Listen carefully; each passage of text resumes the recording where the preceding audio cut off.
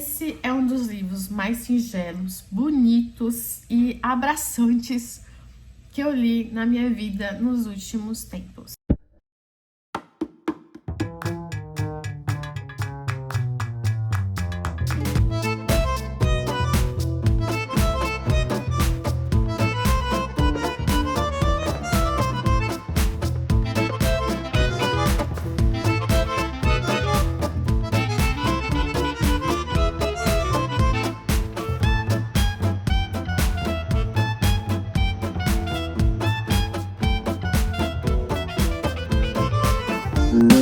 Oi, gente, tudo bem com vocês? Hoje eu precisava muito vir aqui fazer a resenha desse livro, Os Peixes Também Sabem Cantar, do Aldor Laxness. Esse é um lançamento recente do primeiro semestre agora de 2025 pela editora Zaim, que é uma editora nova também, e todo o catálogo deles tem uma mistura da música com a literatura.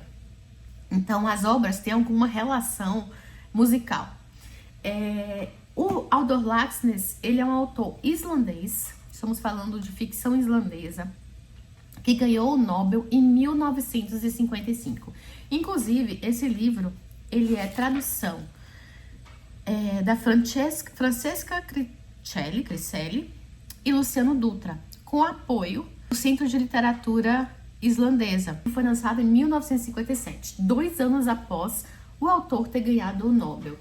E isso me faz inferir muito que parte desse livro é uma resposta ao prêmio Nobel que ele ganhou. Inclusive, no final desse livro, a gente tem acesso ao discurso do autor que ele fez quando ganhou o prêmio. Mas vamos lá, eu vou dividir esse vídeo em 2 partes. A primeira parte eu vou dar uma impressão geral para vocês. Então, se você já leu ou não, ou se tem preocupação com spoiler ou não, pode ficar aqui à vontade nesse início que não vai ter problema. Eu vou trazer só algumas reflexões e a parte por cima assim, da história. Mas depois, se você quiser ver detalhes, ou já leu e quer relembrar algumas coisas, ou tá lendo e quer acompanhando, eu vou entrar com mais detalhes no enredo, inclusive sobre o final. Ai, o final desses personagens aqui.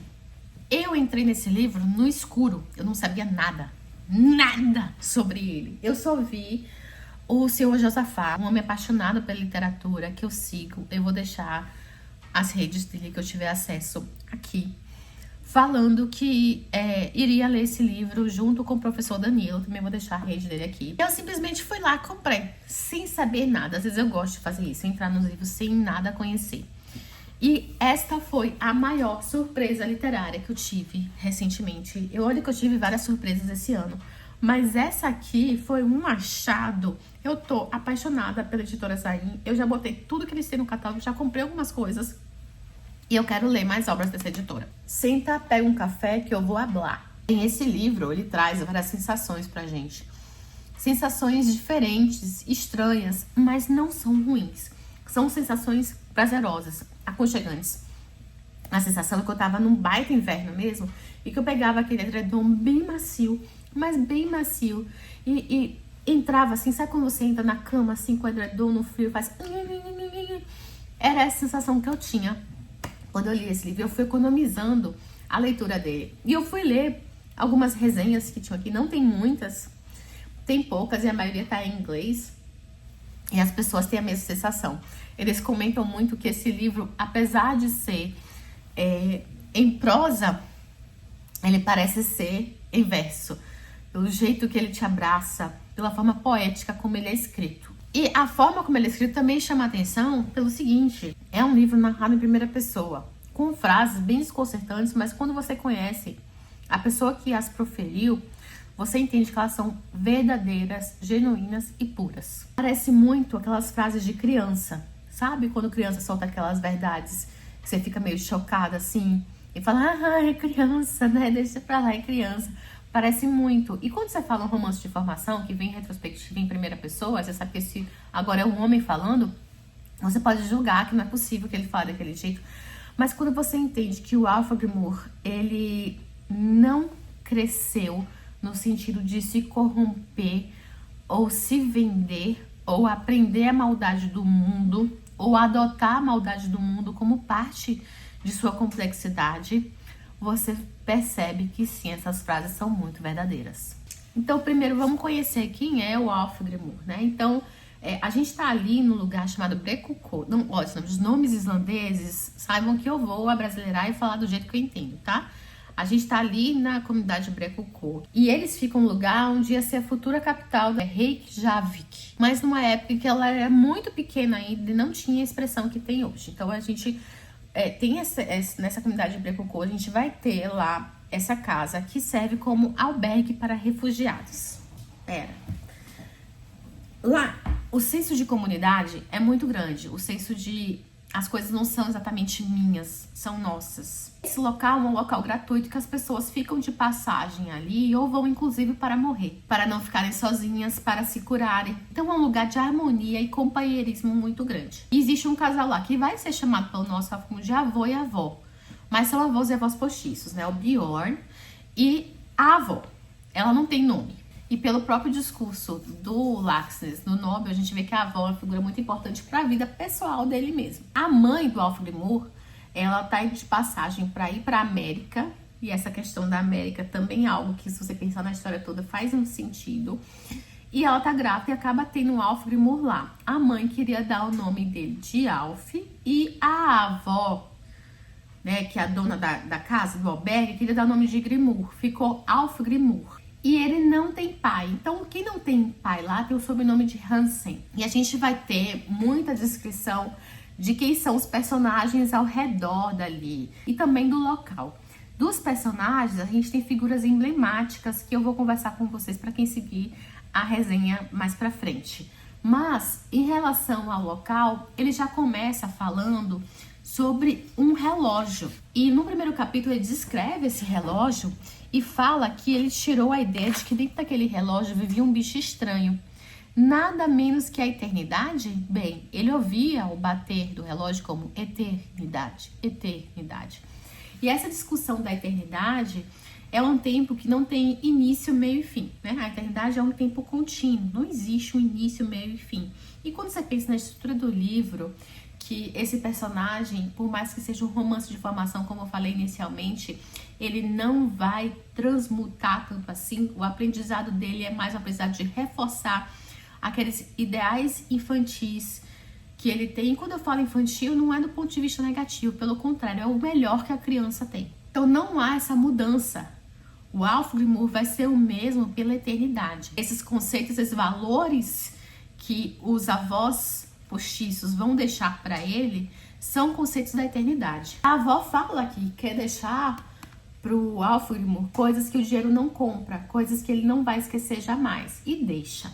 O Álfgrímur continua tendo o que no romance a gente vai ser nomeado como a nota pura. E essa nota pura tanto pode ser a ingenuidade como um verdadeiro talento, não ser um talento fabricado, feito. Pegando um pouco da biografia do Laxness, que eu não conhecia nada dele, eu vi que ele é o principal expoente da literatura. Era, né? Ou é, enfim, continua sendo, porque ele também ganhou agora a eternidade. Um dos principais expoentes mesmo da literatura islandesa. Ele tem várias obras, inclusive várias obras dele foram adaptadas para o teatro, cinema e pela TV lá da Islândia.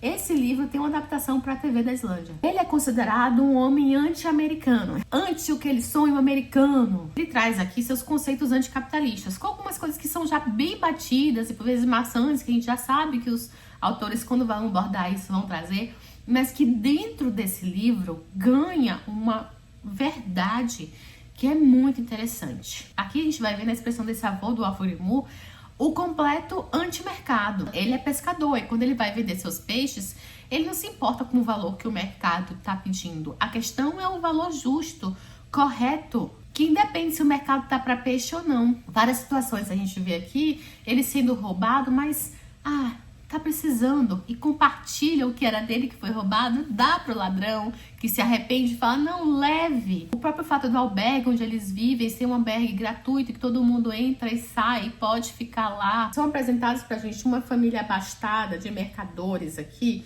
que tem um grande empório lá. É a família Gudsen, eu chamo eles assim. Essa família que tem muito dinheiro, eles são apresentados para nós como falsos, como maquiados, como pessoas que tentam transformar latão em ouro para um faz de conta, para algo que não é simplesmente aumentar o valor capital daquilo, mas aumentar a imagem de fama, sucesso e realidade que não existe daquela coisa que eles estão apresentando. Então se apresenta um momento em que esse patriarca da família Guddusen vai falar alemão e latim que ninguém entende ao redor, e ele fala palavras que nada a ver do contexto que ele está dizendo, só para fazer de conta que ele fala alemão e latim. Como também quando ele vai falar sobre o próprio título da obra. Antes de entrar na questão do título, voltando para o enredo, a gente vai encontrar aqui um duplo, mas duplos em antíteses, que estão afastados por tempo e por hombridade. Vamos encontrar o jovem Alfgrimur desde pequeno até sua vida ali indo para o mundo, e vamos acompanhar o Gardarholm,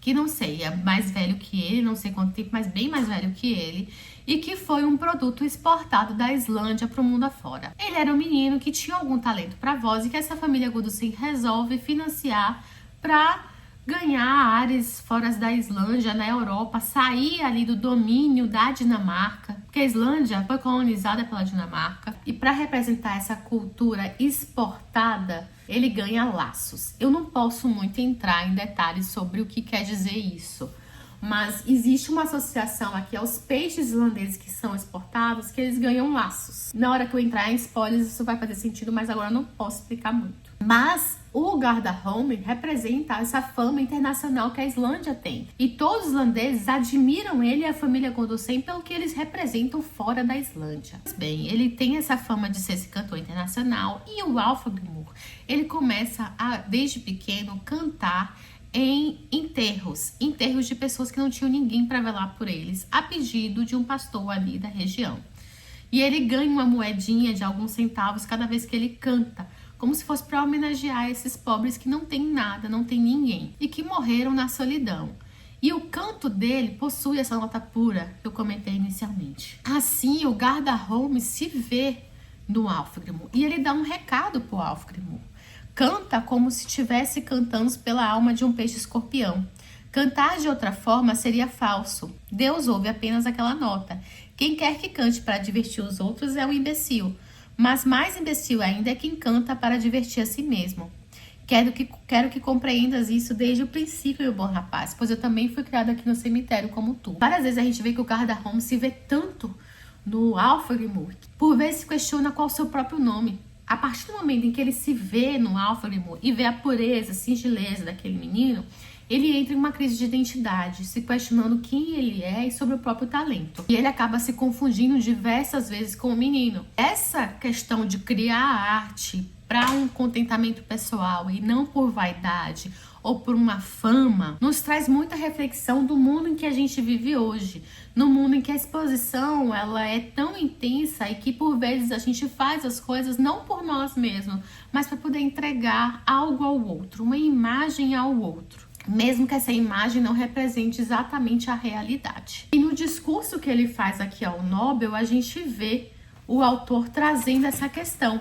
O autor questiona a fama e o que ele está representando como cultura islandesa para a Europa. Ele fala sobre os amigos anônimos dele na infância, sobre todos os autores islandeses que escreveram desde poemas épicos, que sempre foram anônimos, mas que construíram a imagem e o conhecimento dele de literatura, sobre aquela questão toda regional que a Islândia tem e sobre a Islândia se manter fiel ao seu regionalismo e não buscar se vender para poder ganhar exponencial fora da Islândia, acima da Dinamarca ou para ajoelhar aos pés dos Estados Unidos. Ele não fala muito bem isso, mas a gente entende dentro do contexto dele. Pensei também nessa família com cerca de 150 mil integrantes, que seria toda a Islândia, né? Ou seja, a nação islandesa, amante dos livros, que me acompanha com interesse desde meus primeiros passos como escritor.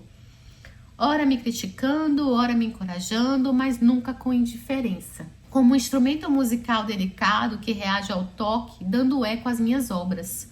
É uma grande felicidade qualquer escritor nascer e se criar num país cujo povo está imerso no espírito literário há muitos séculos, como um legado literário fabuloso desde a antiguidade. Entenda que ele se coloca como parte de um conjunto, não como alguém individual conquistando aquele laurel. E ele se perguntou à noite o que o sucesso e a fama poderia trazer ao escritor, que é o que o Gardarholm também vai trazer em mensagem sobre o cantor.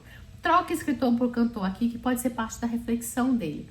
Lembra que ele ganhou 55 e o livro foi de 57. Então parece muito uma resposta a todas essas reflexões que ele traz no próprio discurso. O que o sucesso e a fama poderiam trazer ao escritor? O tipo de prosperidade que só o dinheiro proporciona? É bem provável que sim. No entanto, para qualquer escritor islandês que relegue a própria origem, isto é, o âmago da cultura islandesa primordial, de onde nascem todas as nossas narrativas, para qualquer escritor que se perca do bom caminho, dito do livro Nota Pura, e descure de seu dever fundamental para com os desprovidos, que é a ideia do que Bjorn tem sobre a vida, que a minha avó me ensinou a colocar sempre em primeiro lugar, a fama valeria quase tão pouco quanto a felicidade proporcionada pelo dinheiro. Não criar arte para um agradecimento egoísta. E ele fala que quando a Academia Sueca está premiando ele com o Nobel, estão premiando também os magistrais autores anônimos das antigas sagas islandesas. E agora aqui eu vou entrar em alguns detalhes da obra. Quem não quer saber, até a próxima.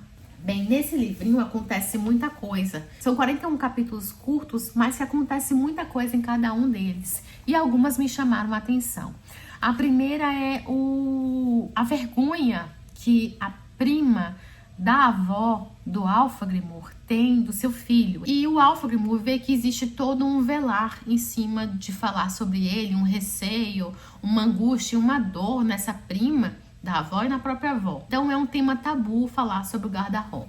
Daí você já pega que existe algum segredo por trás. Enquanto isso, é narrado pra gente toda a singeleza do lugar. É apresentado pra gente a cultura da pesca, é apresentada essa questão do avô ao lidar com o dinheiro. E os outros habitantes ali desse albergue, que são figuras queridíssimas e que você vai levar pro coração pra sempre. E tem um piloto piloto de barco, contador de várias histórias, que já foi condecorado pelo rei dinamarquês, né? E ele ser contador de sagas e cego, né? Isso também lembra muito os poetas tidos como cegos que a gente tem na literatura. Grandes contadores. O Milton, Homero, um superintendente que é filósofo e tá metido ali com a mitologia élfica. E ele meio que some, aparece como se fosse algo ocultista, mitológico, fantástico também. As pessoas nem percebem a presença dele.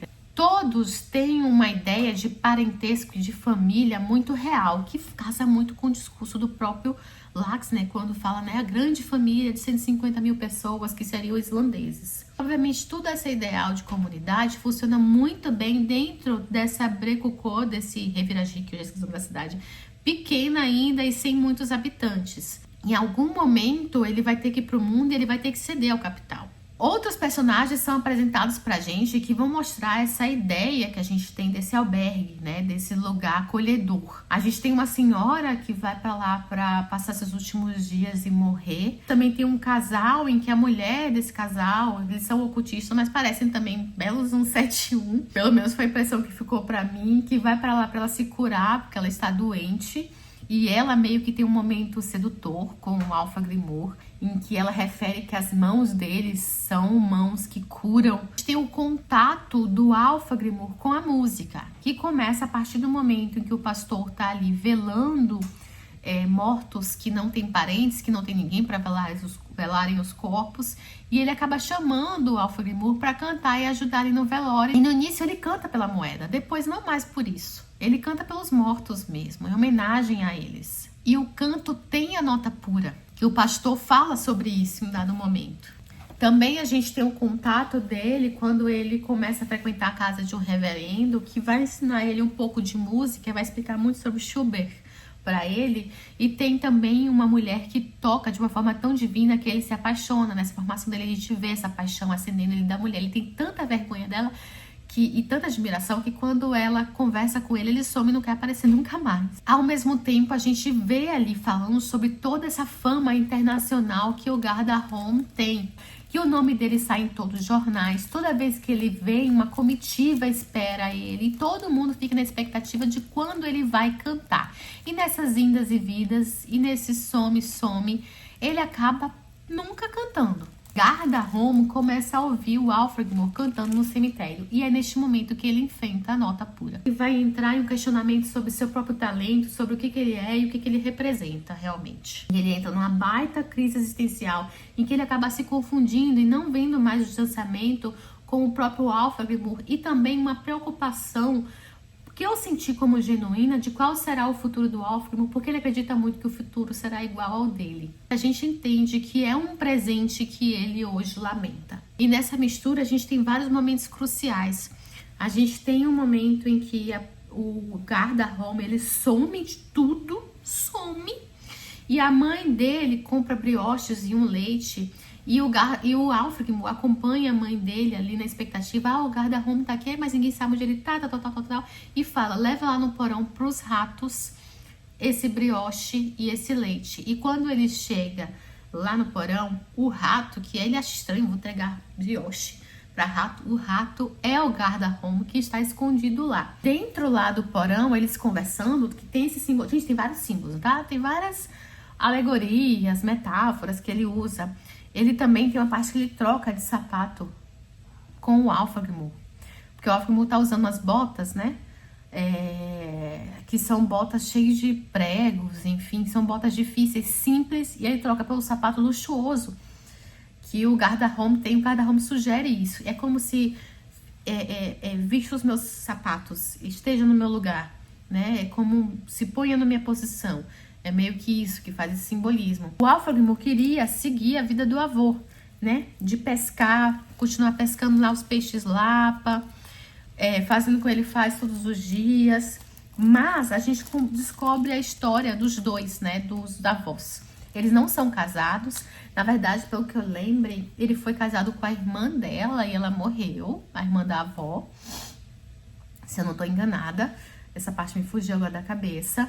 Mas fato é que ela era casada e ela é viúva. E ela tinha 3 filhos e todos se chamavam Grimur. E todos morreram na pesca. E ela não quer que o Álfgrimur siga na pesca. E o avô acolhe isso, entende ela e bota ele na escola. E ele passa muito percalço nessa escola, porque ele é muito simples e tal. E ele não entende, por vezes, alguns conceitos que aparecem ali. É através dessa escola que ele começa a aprender latim e começa também a aprender e ter contato com a música através daquele reverendo. Mas voltando a esse momento em que é a vida dele, que ele troca os sapatos, a gente tem depois também uma personagem que aparece, que é uma das filhas adolescentes do senhor Gudsen. Gudsen é uma família que tem esse empório gigante lá na cidade, que representa todo o dinheiro e também a decadência de finjo que sou algo que não sou. Eles têm interesse em comprar, inclusive, Brecocult lá, o albergue, para poder construir as coisas dele. E eles meio que financiam estudos e a carreira do Gardarholm. Além da cidade, através dos impostos e tudo, financiam o Gardarholm fora.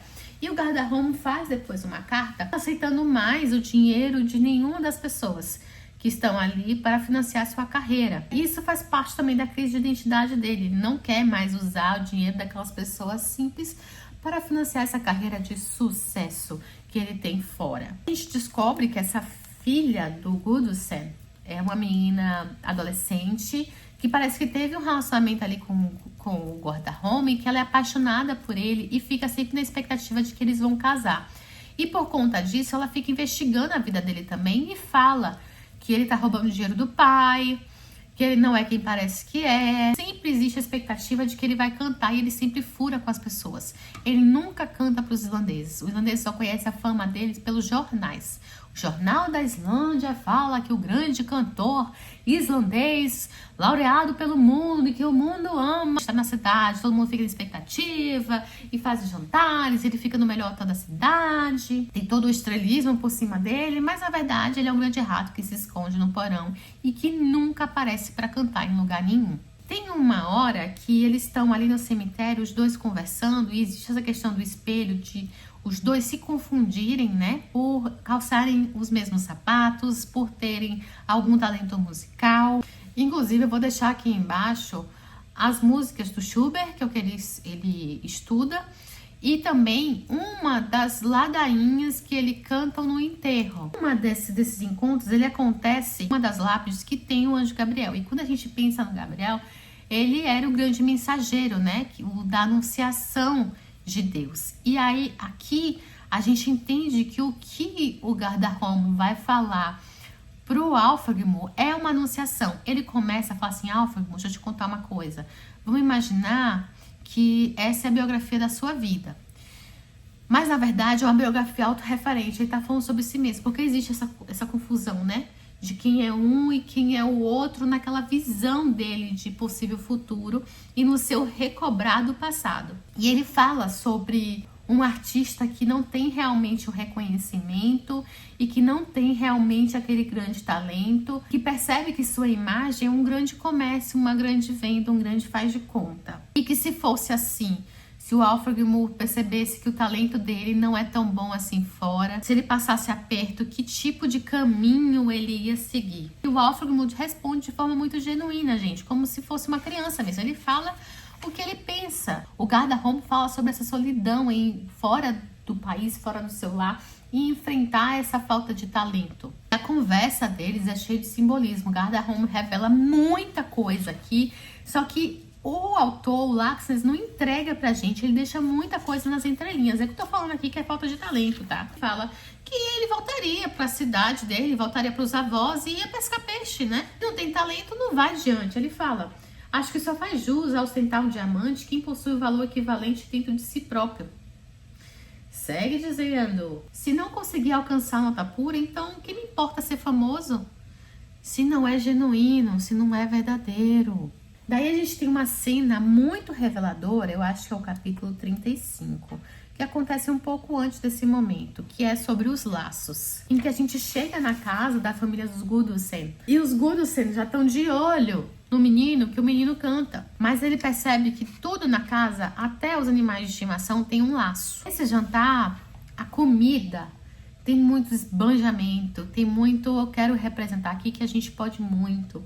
O próprio patriarca Guddusen, como eu falei pra vocês, ele finge que fala latim e alemão, mas ele não tá falando nada com nada. Ele fala como ele conheceu o Gardarrome no balcão ali da loja. E a gente aqui já começa a entender que ele financiou essa fama fake do Gardarrome. O Gardarrome, ele canta, mas parece que não canta tanto assim.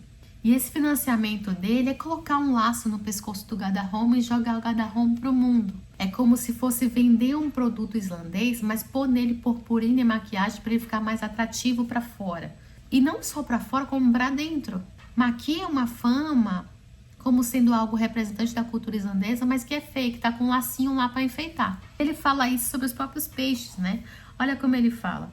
Apesar do bacalhau salgado ser uma das cargas mais caras exportadas a outros países pela Islândia, né? Pois, ao prensá-lo, ele se torna extremamente pesado, trata-se de um produto essencialmente patético, como se o que fosse da Islândia fosse patético, né? E é por isso que eu digo, queridos filhos e filhas, queridos primos e primas, tios e tias, esse cara fala demais. Excelentíssimos compatriotas, o bacalhau seco e salgado deve levar um laço. É como se fosse dar uma coleira de ouro para um vira-lata na cabeça dele aqui. Como se a cultura islandesa não importasse muito. Então dá uma enfeitada nela para poder agradar o mundo. Mas não basta o peixe islandês ter um laço dinamarquês. Ele também deve contar com o laço da fama mundial. Em síntese, temos que ser capazes de provar ao mundo que peixes também cantam. Por isso, nós que exportamos esse peixe, demos início a um robusto projeto cultural em nosso país, o peixe é o Gardarrome, para provar e comprovar, seja aqui na ilha como no continente, que somos a nação que não apenas pesca o bacalhau prateado do fundo do mar, mas também amarramos um laço nesse peixinho e assim oferecemos ao mundo inteiro como está escrito. E aí fala uma palavra em alemão que ninguém entende, que não tem nada a ver, que na verdade quer dizer, ele entra numa hospedaria para almoçar. Então é tudo fake, né? Ele armou a fama, botou o laço no pescoço do Gardarrome para criar um faz de conta. Nós aqui do Empório te mandamos ao exterior, meu caro Gardarrome, cantor de ópera, para disseminar a cultura islandesa pelo mundo. Mas é mentira, é um fake, não é verdade. E com a conversa do cemitério, com o arcanjo Gabriel, tudo fica muito claro. Digo, disse, direi, peixe que não canta no mundo inteiro é peixe morto. Não podemos demorarmos mais a formar aqui na Islândia peixes cantores e com laço. Acreditamos em ti, és o peixe deste país que canta. Sou eu, Genvendu, quem o afirma, saúde. E na verdade, ele tá trazendo de volta para desmascarar ele, porque tá na hora de substituir, porque já não estava cumprindo as expectativas do Guddusen, financeiras e de fama. Logo depois, a própria filha do Guddusen, que é apaixonada por ele, fala tudo, conta tudo, né? Que é tudo mentira. Alfgrímur se sente mal de ouvir aquilo, de ouvir aquela revelação. Ele não quer pôr o guarda-home numa situação constrangedora. Porque existiu de alguma forma uma identificação ali. E no fundo ele é muito bonzinho. O Alfred Moore é muito bonzinho, mas é um bonzinho que te convence. Tanto que tem uma hora que ele fala pra essa menina, né? Não sussurre segredos ao vento. Ela, por acaso tu é vento? Ele, não, mas eu sou parte do vento. Tipo, não fica falando segredos assim. Aí vai ter um momento em que o guarda-home vai pedir parceria a ele pra cantar na catedral. E existe toda expectativa. Ele acha que não vai aparecer e finalmente a gente ouve.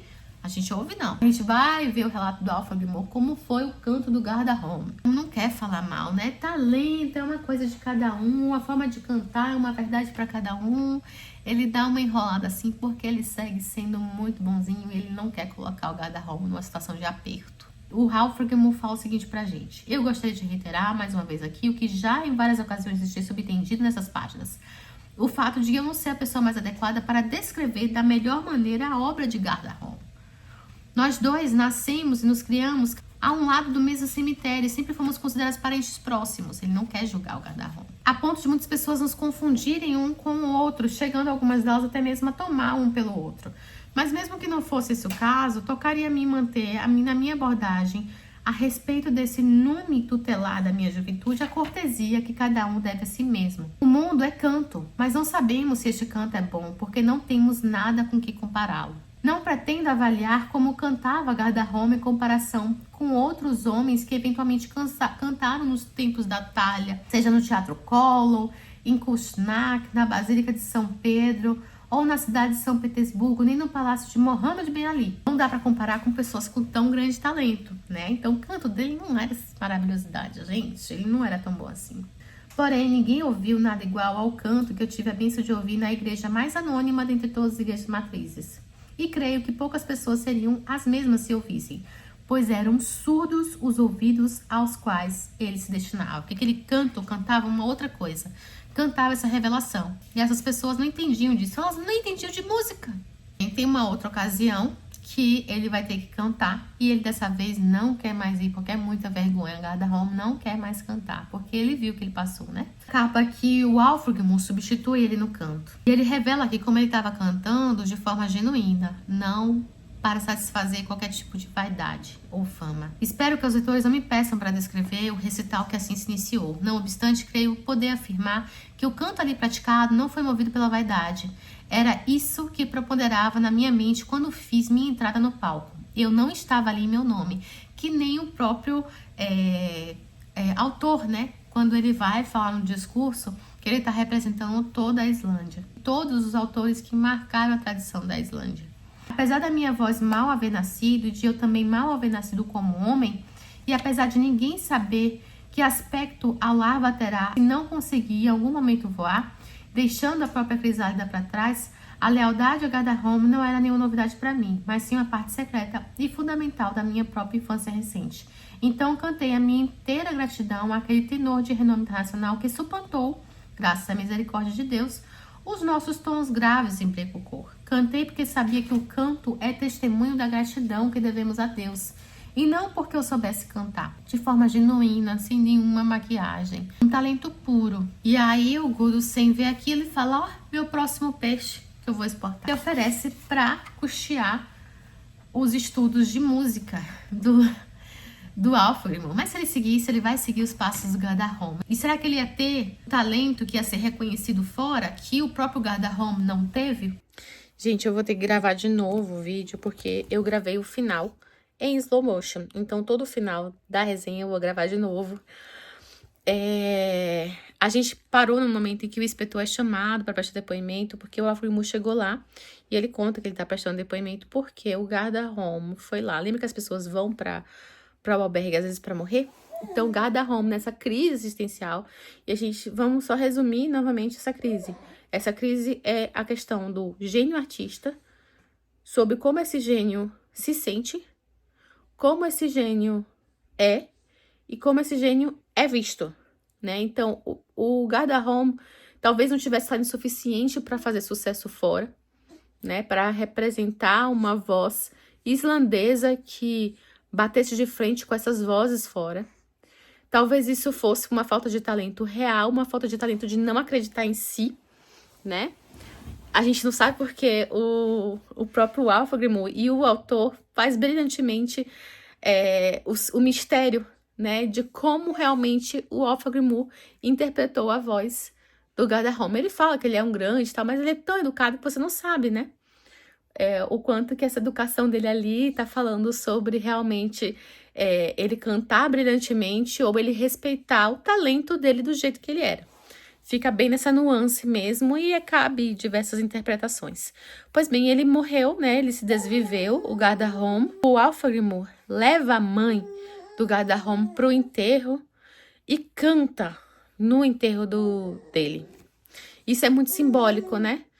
E a partir do momento em que esse duplo dele, que era esse homem que lidava de forma tão negativa com o seu talento, né, que tinha uma fama fabricada, ele pode realmente definir o que ele quer para a vida dele.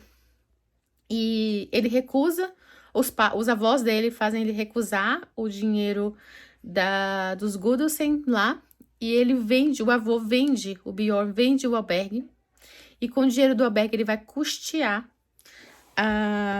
os estudos musicais. No fim da história, bem bonito, fala o seguinte: ele tá indo no barco polar, alguma coisa no meio do barco, se não me engano, para poder ir para o mundo, e os avós estavam ali no porto, né, se despedindo dele. Quando o barco já se afastara da terra algumas remadas, eles ainda estavam lá parados na praia, olhando aquele menino que uma mulher desconhecida entregara nu em suas mãos. Estavam de mãos dadas, e as outras pessoas davam passagem a eles. Eu não via mais ninguém além dos dois. Ou será que eles eram tão singulares que as outras pessoas se dissipavam ao seu redor, viraram cerração e sumiam? Depois de subir com meu saco de viagem ao convés do navio postal Estrela Polar, apanhei-os com o olhar enquanto eles iam andando lentamente em rumo da casa. No rumo do nosso portão, no rumo de Brecocô, da nossa casa que seria derrubada no dia seguinte. Foi vendida, né?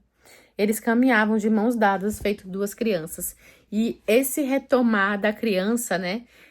Repito, é aquilo que eu falei desde o início. Essa ingenuidade positiva e essa sinceridade real da criança, né? Que não está presente só na essência que ficou do Alfagrimu, mas que os próprios avós deixaram de legado para ele. Essa coisa genuína, real que existe. Então, esse livro é lindíssimo, perfeito. Eu amei demais. Quero ler mais coisas do Aldor Laxness. Tomara que tenha mais tradução. Já vi que em inglês a gente tem muita coisa, né? Mas em português, acho que esse é inédito, é o primeiro título dele. E a esperança que a gente fica, que eu fiquei no meu coração, né? É que o Alfagrimu, ele ia seguir esse caminho, esse rumo, em busca do seu próprio talento, mas com o cantar para representar toda a Islândia. E a minha sensação é realmente acreditando nesse seu talento. Ele vai conseguir desenvolver de uma forma muito mais real que o Gardarrona não conseguiu.